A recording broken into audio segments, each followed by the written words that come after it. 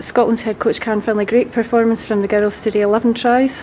Yeah, I mean, a fantastic result in terms of we wanted to go out the day and we set a goal of literally scoring tries and looking at the result would come from the performance and we would get the due outcome if we stuck to process. Particularly patience was in the 22 and real genuine commitment to the game plan, which we really struggled with in terms of sticking to game plan in the previous game. But today the players did everything that we could have possibly asked of them. We had a game plan, they stuck to the game plan. It was to go in the wide channel. And we scored 11 tries. So in terms of from the coaching side of things, I was absolutely delighted for them as a team today. And there seemed to be a real get up and go, and people just absolutely going for it today. Yeah, there was, because there was a real sense of it's a last game. Every point mattered, both in terms of the points we scored and trying to maintain the integrity of our own line.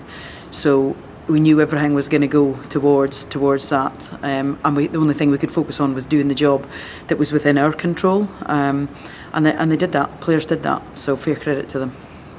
And unfortunately, the end result was out of our hands ultimately.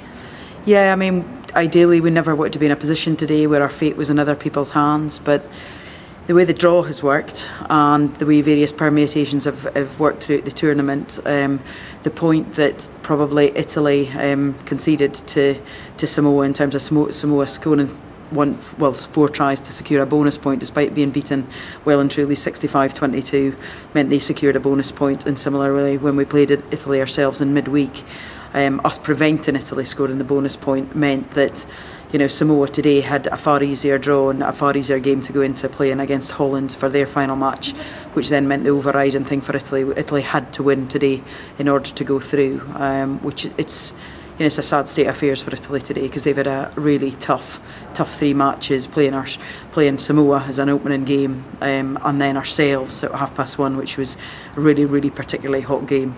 We had a couple of players really suffered from heat stroke during that game, which is an indication of just how hot it was. And then to sort of be held into the final game against the host nation, who obviously have the benefits of staying at their own high performance camp for the whole week, makes it a really tough draw for Italy, and bearing in mind that both ourselves and Italy have come off the back end of 6 Nations, I think it's fair to say that both our teams were definitely towards the end of the tournament have been taped up, strapped up.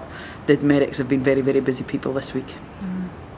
And looking ahead, as you say, a lot of players extremely tired by the end of this period. Very little space between the 6 Nations and this tournament.